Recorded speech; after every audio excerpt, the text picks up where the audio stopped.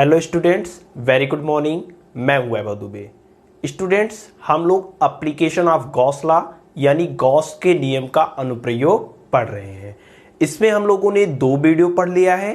पहले वीडियो में हम लोगों ने अनंत लंबाई के एक समान आवेशी सीधे चालक तार के समीप कितना वैद्युत क्षेत्र उत्पन्न होता है वो हमने निकाल लिया है। और दूसरे वीडियो में हम लोगों ने अनंत आकार के एक समान आवेशी समतल चादर के समीप कितना वैद्युत क्षेत्र उत्पन्न होता है वो हमने निकाल लिया है। अब हमें जो एप्लीकेशन ऑफ गॉस लॉ का थर्ड हेडिंग पढ़ना है वह पढ़ना है एक समान रूप से आवेशित गोले के कारण वैद्युत क्षेत्र, electric field due to a uniformly charged sphere. ठीक है, यानी कि एक गोला है, वह गोला एक समान रूप से आवेशित है। उस गोले के कारण कितना वैद्युत क्षेत्र उत्पन्न होगा यही हमें निकालना है। तो थोड़ा सा हमें जानना पड़ेगा स्फीयर के बारे में यानी कि गोला के बारे में। देखिए, जो गोला होता है, स्फीयर होता है, वह 2 प्रकार का होता है। एक आपका होता है खोखला गोला, ठीक है, जो कि अंदर से खोखला होता है यानी कि हॉलो स्फीयर। ठीक है, दूसरा जो होता है वो होता है ठोस गोला। ठीक है, सॉलिड गोला कितना प्रकार का होता है, स्फीयर कितने प्रकार के होते हैं? 2 प्रकार की, एक खोखला गोला, एक ठोस गोला। खोखला गोला मतलब जो अंदर से खोखला हो, जैसे फुटबॉल वॉलीबॉल हो गया। ठोस मतलब जो पूरी तरह से अंदर बाहर सभी क्या हो, ठोस हो, भरा हो। ठीक है, देखिए जो खोखला गोला होता है यह भी आपका 2 प्रकार का होता है। एक होता है चालक और दूसरा आपका होता है अचालक।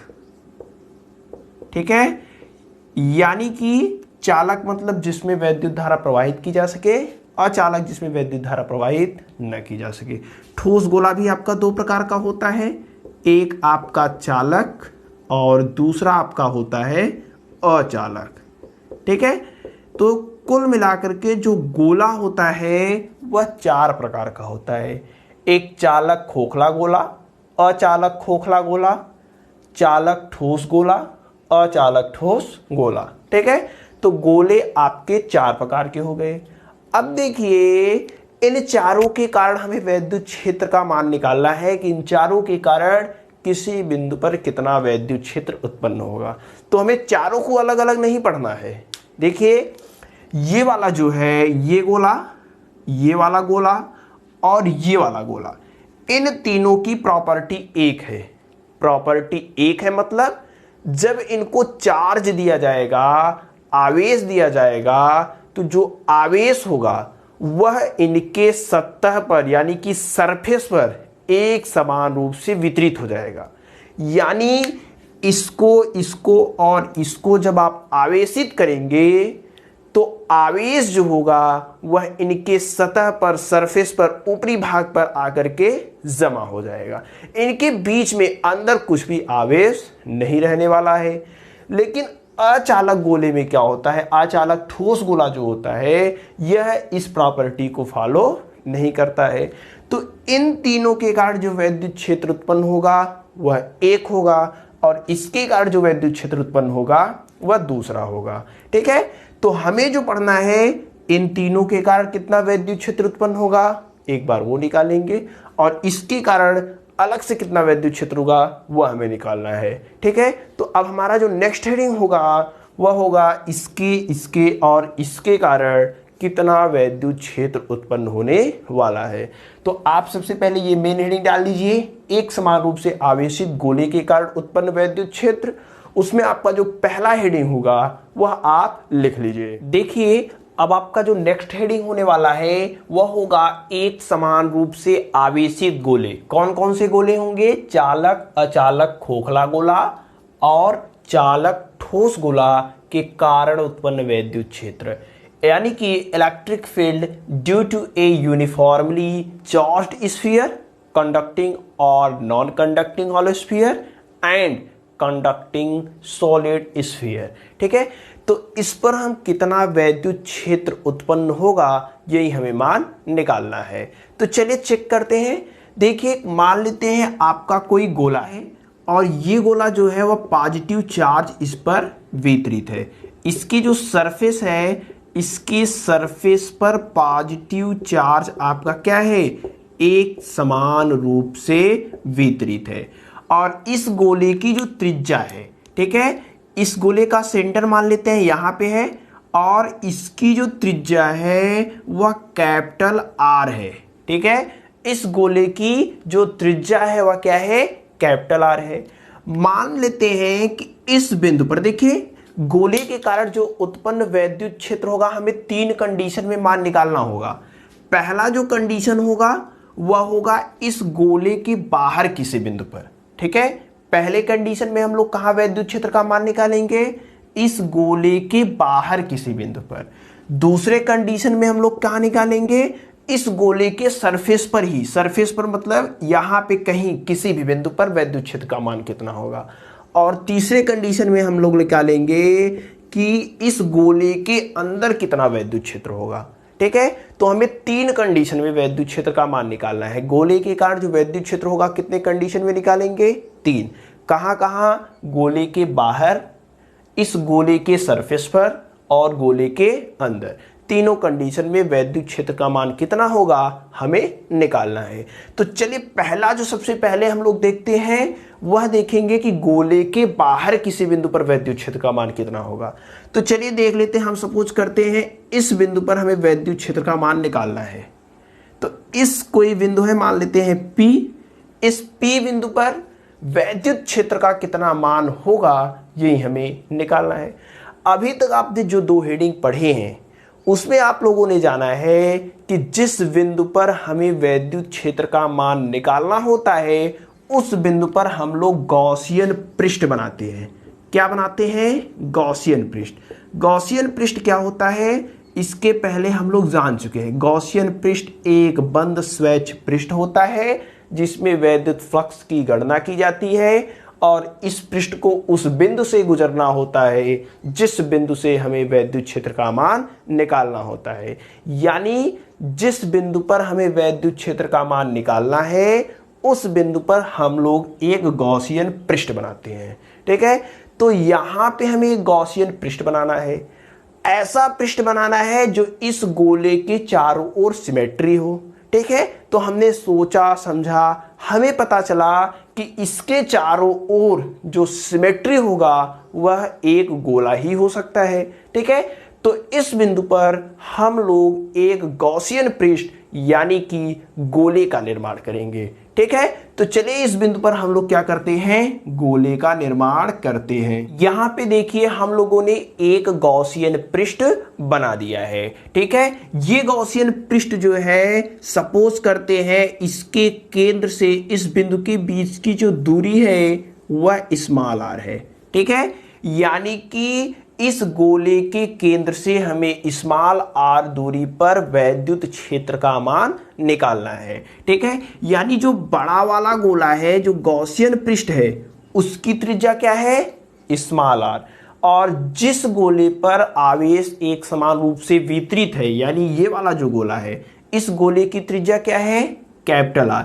बड़े वाले गोले की त्रिज्या क्या है, स्मॉल r। ठीक है, तो चलिए अब हम लोग आगे निकालते हैं। हेडिंग तो आपने लिख लिया होगा, चलिए हेडिंग हम लोग रफ कर देते हैं। देखिए हमने आपको बताया कि 3 बिंदु पर हमें वैद्युत क्षेत्र का मान निकालना है।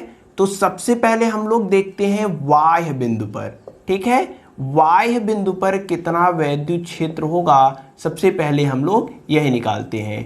बाह्य बिंदु पर एट एक्सटर्नल पॉइंट। देखिए सबसे पहले आप लोग जानते होंगे, इसके पहले वाली दोनों वीडियो में हमने बताया था आपको कि किसी बिंदु पर वैद्युत क्षेत्र का मान कैसे निकाला जाता है। इसके लिए हम लोग क्या करते हैं, एक गॉसियन पृष्ठ बनाते हैं। गॉसियन पृष्ठ का वैद्युत फ्लक्स एक बार गॉस के नियम से निकालते हैं और दूसरी बात वैद्युत फ्लक्स की परिभाषा से ही वैद्युत फ्लक्स निकालते हैं। दोनों वैद्युत फ्लक्स की तुलना करते हैं, आपका वैद्युत क्षेत्र का मान आ जाता है। तो सबसे पहले हम लोग क्या करेंगे, इस बिंदु पर गॉस का प्रमेय लगाएंगे और पता करेंगे कि जो गॉसियन पृष्ठ हमने बनाया है इस गॉसियन पृष्ठ का वैद्युत फ्लक्स कितना है। ठीक है, सबसे पहले किस विधि से? गॉस के प्रमेय से। तो चलिए देखते हैं गॉस के प्रमेय से, गॉस के प्रमेय से काल्पनिक जो गोला हमने बनाया है, जिसे गॉसियन पृष्ठ भी कहा जाता है, ठीक है, काल्पनिक गोले का वैद्युत फ्लक्स, काल्पनिक गोले का वैद्युत फ्लक्स, ठीक है। देखिए जो काल्पनिक गोले का वैद्युत फ्लक्स फाई ई है, वह हो जाएगा कितना? आप जानते हैं कि जो गॉस का प्रमेय है वह कहता है कि उस गोले के अंदर उपस्थित आवेश, मान लेते हैं ये जो गोला है, इस गोले के अंदर कुल आवेश कितने हैं? क्यों है बटे एप्सिलॉन नॉट, ठीक है। ये होता है आपका गॉस का नियम, ठीक है। तो गॉस के नियम से हम लोग जो वैद्युत फ्लक्स निकालेंगे, फाई बराबर कितना हो जाएगा? Q upon epsilon not. इसे हम लोग कहेंगे इक्वेशन नंबर 1, ठीक है। अब हमारा ये काम हो गया, अब दूसरा काम करना है। दूसरा काम क्या होगा? इस गोले का वैद्युत फ्लक्स निकालेंगे वैद्युत फ्लक्स की परिभाषा से। तो चलिए हमें क्या करना होगा, यहां पे मान लेते हैं एन स्मॉल एलिमेंट क्षेत्रफल डीए है, ठीक है, एकदम छोटा सा क्षेत्रफल डीए है। इस छोटे से क्षेत्रफल डीए का जो एरिया वेक्टर होगा, क्षेत्रफल सदिश होगा, वह इस दिशा में होगा, ठीक है। आप जानते हैं जो एरिया वेक्टर होता है वह perpendicular to the surface, surface पर परपेंडिकुलर होता है। और जब बात गोले की हो तो जो गोले का परपेंडिकुलर होता है वह उसके सेंटर से होकर के जाता है, ठीक है। तो ये आपका क्या हो जाएगा? डी ए हो जाएगा, ठीक है। ये एरिया वेक्टर, एरिया वेक्टर समझ में आया कि नहीं? एरिया वेक्टर जो होता है वह परपेंडिकुलर टू द सरफेस, यानी कि पृष्ठ पर लंबवत होता है। और जो गोला होता है, गोले का जो लंबवत होता है वह सेंटर से होकर के जाता है। तो यहां से देखिए सेंटर से होकर के जा रहा है, पृष्ठ पर क्या है? लंबवत है। तो एरिया वेक्टर की जो दिशा होगी इस साइड। अब देखिए जो इलेक्ट्रिक फील्ड पॉजिटिव है, यहाँ पे जो देखिए चार्ज क्या है? पॉजिटिव है। तो जो इलेक्ट्रिक फील्ड होगा वह बाहर की साइड होगा, तो इस दिशा में होगा, ठीक है। इलेक्ट्रिक फील्ड बाहर इस दिशा में होगा। अब आप कहेंगे कि इस दिशा में ही क्यों होगा?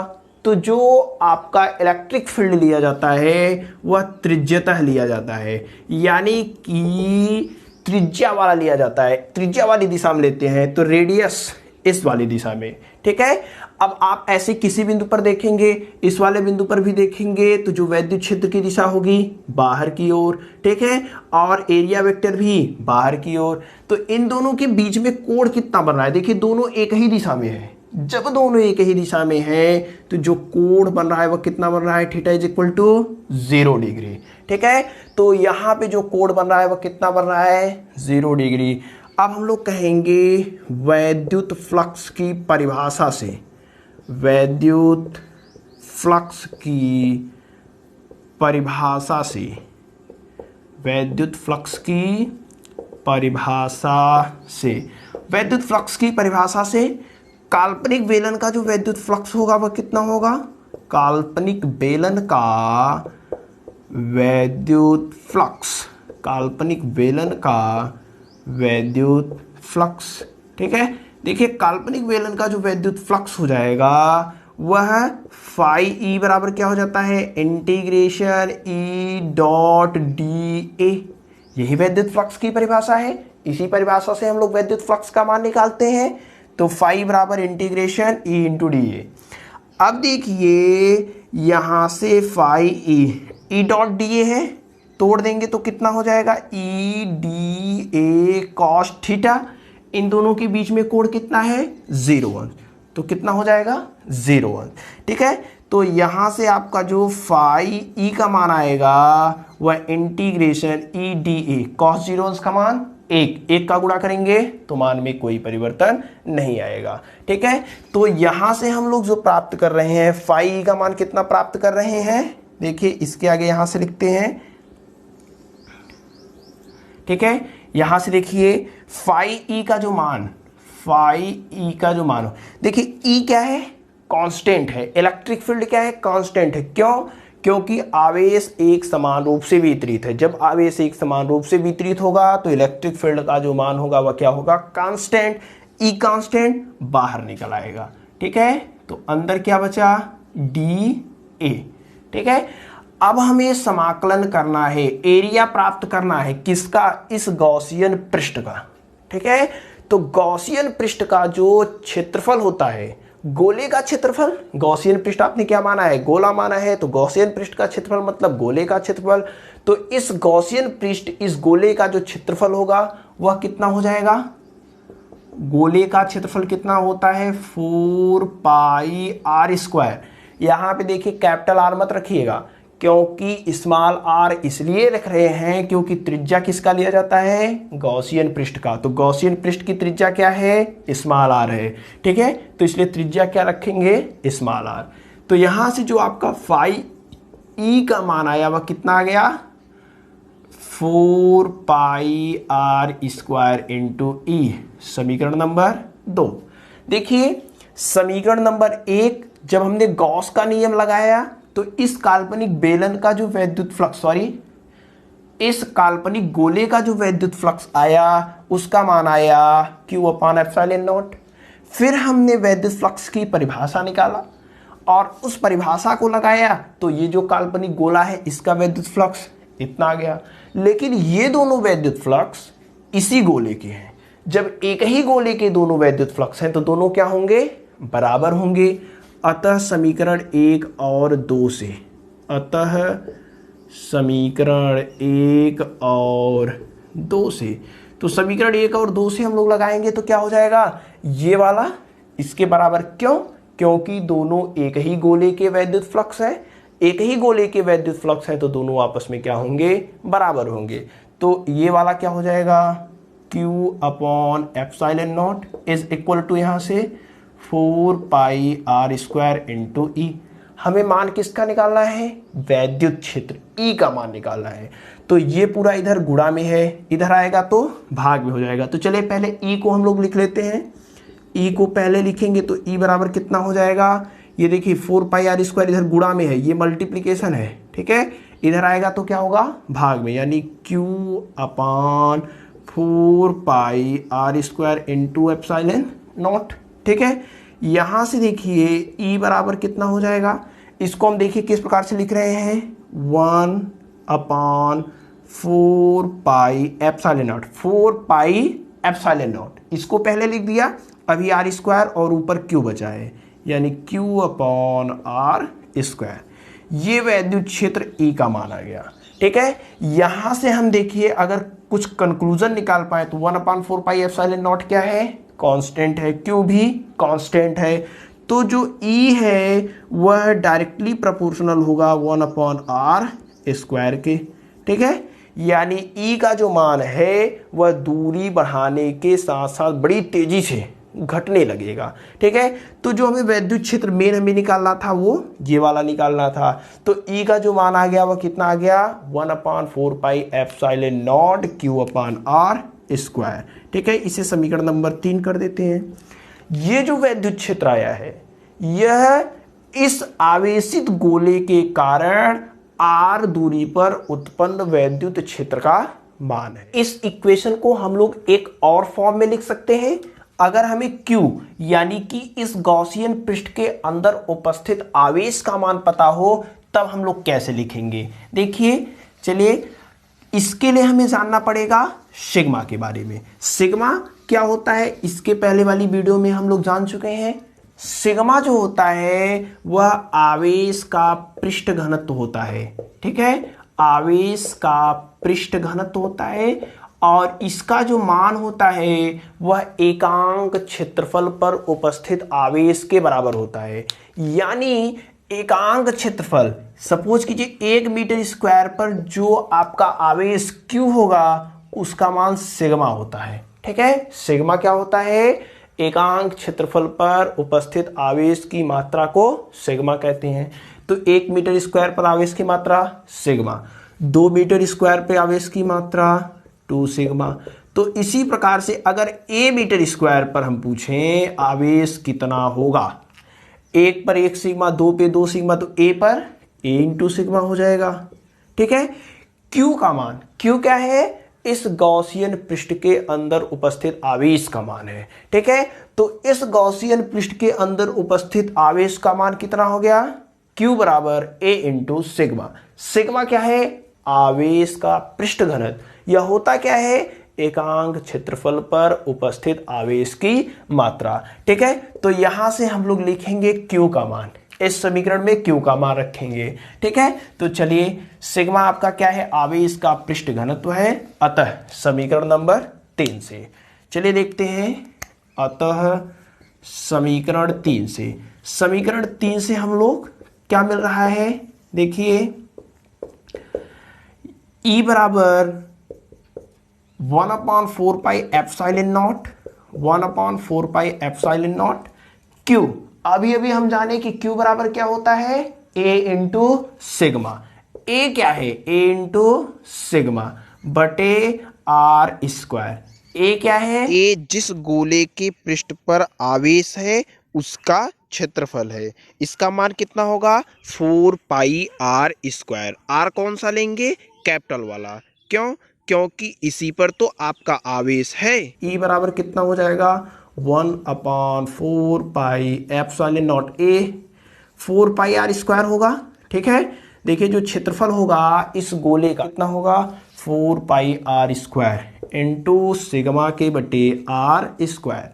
तो 4 पाई से कैंसल, E का मान कितना आ गया, E का मान यहाँ सिग्मा के बटे epsilon not into capital R square बटे स्मॉल आर स्क्वायर। आपका आ जाएगा सिग्मा के फॉर्म में। ठीक है, तो ये जो आपके दो मिले हैं, इक्वेशन नंबर 3 और इक्वेशन नंबर 4, ये वाला और ये वाला, ये दोनों किसी आवेशित गोले के कारण उस गोले के बाहर किसी बिंदु पर कितना वैद्युत क्षेत्र का मान होगा वह इतना होगा। E बराबर 1/4 पाई एप्सिलॉन नॉट के ऊपर आर स्क्वायर, या फिर सिग्मा बटे epsilon 0 into capital R square बटे स्मॉल आर स्क्वायर। ठीक है, तो ये आप यहां से इजीली नोट कर लीजिए। ठीक है, आप आसानी से इसे नोट कर सकते हैं। वीडियो को पॉज करके इसके पहले वाला जो रफ किया गया है उसे भी आप लोग वीडियो को थोड़ा सा रिवर्स करके पॉज करके पूरा नोट कर लीजिए, काफी इंपॉर्टेंट है, एग्जाम में आ सकता है। ये तो आपका जो है वह पहला हेडिंग था, बाह्य बिंदु पर। अब हमें क्या करना है, अब हमें निकालना है कि इसके सरफेस पर कितना वैद्युत क्षेत्र होगा। ठीक है, तो जो दूसरा हेडिंग है वह आपका है इसके सरफेस पर कितना वैद्युत क्षेत्र होगा, यानी कि गोले के पृष्ठ पर। ठीक है, दूसरा इसमें जो आपका हेडिंग होगा वह होगा गोले के, इसी में है आपका।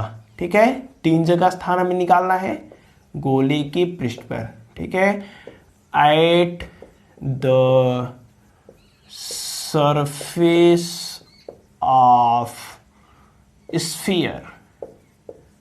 ठीक है, चलिए देखते हैं गोले के पृष्ठ पर कितना वैद्युत क्षेत्र उत्पन्न होगा। तो इसके लिए आपका जो फिगर बनेगा वह कुछ इस प्रकार से बनेगा। देखिए हमें कहां पे निकालना है, हमें निकालना है गोले के सरफेस पर कितना वैद्युत क्षेत्र उत्पन्न होगा, यानी कि इसी बिंदु पर हमें निकालना है कितना वैद्युत क्षेत्र उत्पन्न होगा यहां पे। ठीक है, तो इस बिंदु पर कितना वैद्युत क्षेत्र उत्पन्न होगा इसे निकालना एकदम आसान है। देखिए इनके लिए क्या होगा, स्मॉल आर और कैपिटल आर बराबर हो जाएंगे। क्यों बराबर हो जाएंगे, क्योंकि दोनों क्या है, एक ही गोले की त्रिज्या है। जब दोनों एक ही गोले की त्रिज्या है तो स्मॉल आर और कैपिटल आर क्या हो जाएंगे, बराबर हो जाएंगे। यानी कि जब हम गोले के पृष्ठ पर निकालेंगे, गोले के पृष्ठ पर निकालेंगे तो स्मॉल आर कैपिटल आर के बराबर हो जाएगा।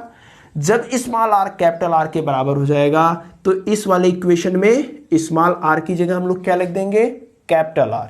ठीक है, तो चलिए लिख देते हैं। अतः समीकरण नंबर 3 का उपयोग कर रहे हैं। समीकरण 3 से देखिए, समीकरण 3 से आपका क्या हो जाएगा, स्मॉल आर की जगह में क्या रखना है, कैपिटल आर रखना है। क्यों कैपिटल आर रखना है, क्योंकि जब हम पृष्ठ की बात करेंगे, पृष्ठ पर स्मॉल आर और कैपिटल आर दोनों क्या हो जाते हैं, बराबर हो जाते हैं।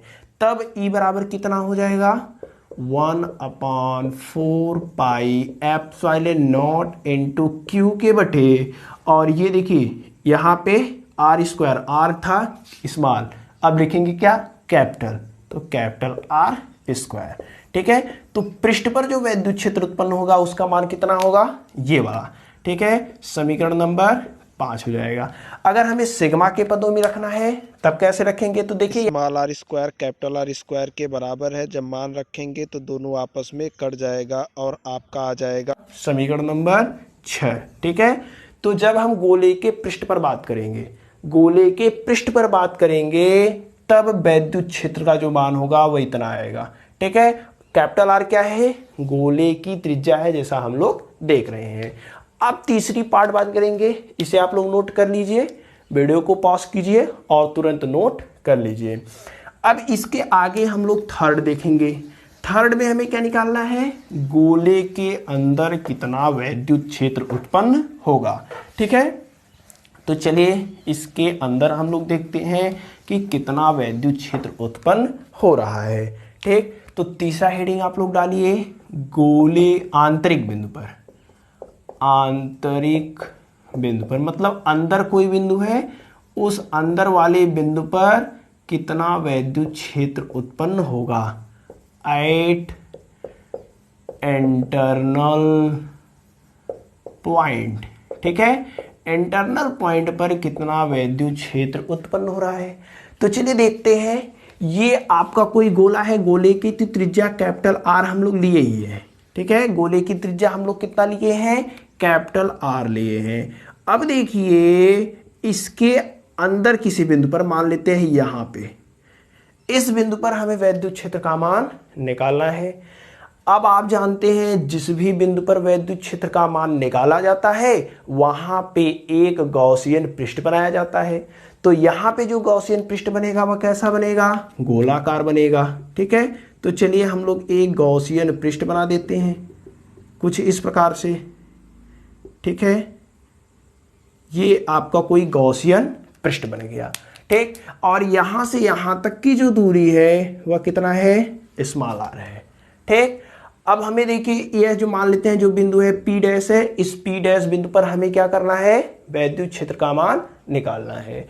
और गोले के केंद्र से इस पी डैश की बीच की दूरी कितना है, स्मॉल आर है। ठीक है, अब देखिए हम लोग क्या करेंगे, इस बिंदु पर वैद्युत क्षेत्र का मान कैसे निकालेंगे, पुराना वाला तरीका। कौन सा, इस जो आपने गॉसियन पृष्ठ बनाया है ये वाला छोटा वाला, इसका वैद्युत फ्लक्स एक बार गॉस के नियम से निकालेंगे और फिर इसी का वैद्युत फ्लक्स हम लोग वैद्युत फ्लक्स की परिभाषा से निकालेंगे, दोनों की तुलना करेंगे, वैद्युत क्षेत्र का मान आ जाएगा। तो चलिए ये जो आपने गॉसियन पृष्ठ बनाया है, इस गॉसियन पृष्ठ का वैद्युत फ्लक्स, ठीक है, गॉस के प्रमेय से कितना होगा। ठीक है, लिखेंगे काल्पनिक गोले का वैद्युत फ्लक्स, काल्पनिक एकदम इजी है, काल्पनिक गोले का वैद्युत फ्लक्स। अगर आपको कॉन्सेप्ट क्लियर होगा तो इजीली लगा पाएंगे, नहीं तो लगा नहीं पाएंगे। कहां से निकल रहे हैं हम लोग, गॉस के नियम से। ठीक है, तो फाई ई बराबर कितना हो जाएगा, क्यू अपॉन एप्सिलॉन 0, कहां से, गॉस के नियम से। ठीक है, गॉस के नियम से। अच्छा, इसके अंदर कितना आवेश है, ये जो गोला आपने बनाया है इस गोले के अंदर कितना आवेश है आप बताइए। ठीक है, देखिए इस गोले के अंदर जो आवेश है वो है ही नहीं है, जो आवेश है वह गोले के सरफेस पर समान रूप से वितरित है। आवेश भी कहाँ है, सरफेस पर है, तो गोले के अंदर आवेश है ही नहीं है। ठीक है, जब गोले के अंदर आवेश नहीं है तो इस वाले भी गोले के अंदर आवेश नहीं है, यानी जो आपने काल्पनिक गोला लिया है उस काल्पनिक गोले के अंदर कोई भी आवेश नहीं है। तो यहां जो Q का मान है वह कितना है, 0 है। जब Q का मान 0 हो जाएगा अतः फाई ई यानी वैद्युत फ्लक्स, इस काल्पनिक गोले का जो वैद्युत फ्लक्स होगा वह भी कितना हो जाएगा, 0 हो जाएगा। ठीक है, काल्पनिक गोले का वैद्युत फ्लक्स कितना हो गया, जीरो। किस नियम का हमने उपयोग किया? गॉस के नियम से। इसको कह देते हैं समीकरण नंबर आपका 1। ठीक है, उसी में आपका तीसरा हेडिंग है। ठीक है, ध्यान दीजिएगा, इसमें 3 बिंदु पर निकालना था, गोले एक बाह्य बिंदु पर, गोले के पृष्ठ पर, आंतरिक बिंदु पर। 2 बिंदु पर हमने निकाल लिया है, बात कर रहे हैं तीसरे बिंदु पर। ठीक है, तो तीसरे बिंदु पर फाई का मान कितना आ गया? 0, यानी जो काल्पनिक गोला लिया था उस काल्पनिक गोले का जो वैद्युत फ्लक्स आया वो कितना आया है? 0। अब हम लोग क्या करेंगे? वैद्युत फ्लक्स की परिभाषा से इस काल्पनिक गोले का क्या निकालेंगे? वैद्युत क्षेत्र की तीव्रता निकालेंगे। तो जो एरिया वेक्टर होगा वह किस दिशा में होगा? इस दिशा में होगा। आप जानते हैं area vector perpendicular to the surface, यानी एरिया वेक्टर इस सरफेस पर परपेंडिकुलर होता है। और गोले की बात करेंगे तो कहां से पास होकर के जाता है? सेंटर से पास होकर के जाता है। जो परपेंडिकुलर होता है वो कहां से पास होता है? सेंटर से पास होता है। और जो आपका इलेक्ट्रिक फील्ड होगा वह भी किस दिशा में होगा? इसी में। तो जो थीटा का यहाँ पे मान आएगा वह कितना आ जाएगा? 0 आ जाएगा। अब हम लोग निकालेंगे वैद्युत फ्लक्स की परिभाषा से। ठीक है, वैद्युत फ्लक्स की परिभाषा से सब में एक ही काम करना है। अगर कॉन्सेप्ट क्लियर है तो अब आप अपने मन से निकाल सकते हैं। ठीक है, परिभाषा से, वैद्युत फ्लक्स की परिभाषा से हम लोग क्या निकालेंगे? काल्पनिक गोले का वैद्युत फ्लक्स, काल्पनिक गोले का वैद्युत फ्लक्स। तो काल्पनिक गोले का जो वैद्युत फ्लक्स होता है वह किस नियम से, कौन सा परिभाषा है? परिभाषा आपका है फाई ई बराबर इंटीग्रेशन ई डॉट डी ए, यही है। इसको तोड़ेंगे तो फाई ई बराबर आपका हो जाएगा E D A cos theta. Theta का मान यहाँ कितना है? 0। तो यहाँ पे क्या लिख देंगे? 0। ठीक है, अब देखिए यहाँ पे जो आपका फाई ई का मान आएगा वह कितना हो जाएगा? ई इंटू डी ए। कॉस 0 का मान 1 होता है, तो 1 का गुणा करेंगे तो यही आ जाएगा। ई क्या होगा? कांस्टेंट। क्यों कांस्टेंट होगा? आवेश एक समान रूप से वितरित है, बाहर निकल जाएगा। ई इंटू डी ए। ठीक है, डी ए मतलब ये वाला जो गॉसियन पृष्ठ है, इस गॉसियन पृष्ठ का क्षेत्रफल। तो इस गॉसियन पृष्ठ का जो क्षेत्रफल होगा वह कितना हो जाएगा? ए इंटू, देखिए गोले का क्षेत्रफल क्या होता है? 4 पाई आर स्क्वायर। यहाँ पे त्रिज्या इस गोले का क्या है? छोटे वाले गोले का, गॉसियन गोले का बात कर रहे हैं। ठीक है, तो आर है, तो कितना हो जाएगा? 4 पाई आर स्क्वायर। ठीक है, तो ये आपका आ गया समीकरण नंबर 2। समीकरण 1 से जब हमने इस काल्पनिक गोले का, गॉसियन पृष्ठ का जो आपका है गोला, उसका वैद्युत फ्लक्स निकाला तो मान कितना आया? 0। फिर वैद्युत फ्लक्स की परिभाषा निकाला तो जो आया वैद्युत फ्लक्स वह कितना आया? इतना। दोनों एक ही गोले के वैद्युत फ्लक्स है तो क्या होने चाहिए? बराबर होने चाहिए। अतः समीकरण 1 और 2 से, समीकरण 1 एंड 2 से क्या हो जाएगा? ये 0 किसके बराबर होगा? इसके, यानी a into 4 pi R square is equal to 0। गुणा है उधर चला जाएगा भाग में, तो e बराबर कितना हो जाएगा? 0। 0 में भाग देंगे किसी भी संख्या से तो मान 0, तो e बराबर कितना हो जाएगा? 0 हो जाएगा। यानी कि एक समान रूप से आवेशित गोले के अंदर जो आपका इलेक्ट्रिक फील्ड होता है, वैद्युत क्षेत्र होता है, वह क्या होता है? 0 होता है। ठीक है, तो एक समान रूप से कोई आवेशित गोला है, उस गोले के अंदर अगर वैद्युत क्षेत्र का मान निकालना है तो उसका जो मान आएगा वह क्या आएगा? 0 आएगा। ठीक है, तो हम लोग इस प्रकार से निकालेंगे। किसी बाह्य बिंदु पर वैद्युत क्षेत्र का मान कैसे निकाला जाता है, गोले के पृष्ठ पर कैसे निकाला जाता है, और गोले के अंदर कैसे निकाला जाता है, हम लोग इस ट्रिक का उपयोग करेंगे। ठीक है, तो एकदम इजी है, कॉन्सेप्ट क्लियर होगा, सब कुछ समझ में आपको आ चुका होगा। ठीक है, हम उम्मीद करते हैं कि आपको ये अच्छे से समझ में आ रहा होगा। अब अगली वीडियो में हम लोग इसका एक जो बचा हुआ है अचालक ठोस गोले के कारण कितना वैद्युत क्षेत्र उत्पन्न होता है उसको देखेंगे। उसमें भी आपको तीनों बिंदु पर निकालना है, वाय बिंदु पर, सरफेस पर और अंदर। ठीक है, तो उस वीडियो का लिंक हम डिस्क्रिप्शन बॉक्स में दे देंगे, आप उस वीडियो को देख लीजिएगा। ठीक है, आज के लिए बस इतना ही, हम लोग मिलते हैं नेक्स्ट वीडियो में, तब तक बेस्ट ऑफ लक।